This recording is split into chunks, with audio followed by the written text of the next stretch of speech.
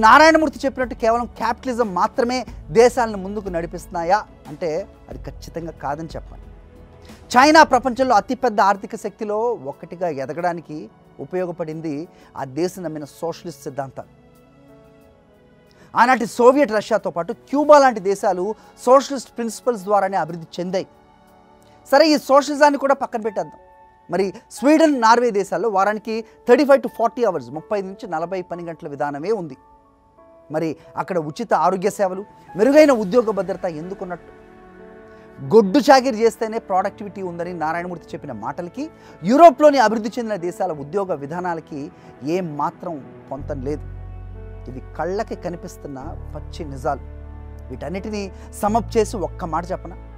A worker chained by exploitation may produce results, but never innovation. True productivity thrives in freedom, not fear.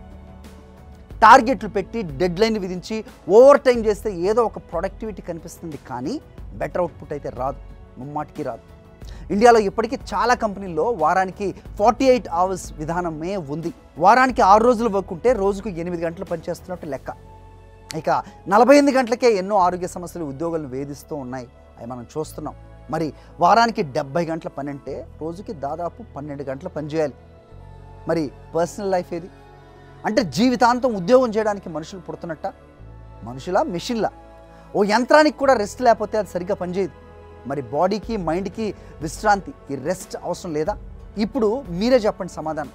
రోజుకి ఎన్ని గంటలు పనిచేయాలి? వారానికి ఎన్ని గంటలు పనిచేయాలి? And finally, do you support the 70-hour work per week that Infosys Narayana often suggests? మీ అభిప్రాయాన్ని comment చేయండి. We'll be waiting to see your comments. And we'll catch you back with more interesting stories and updates. Thank you for watching.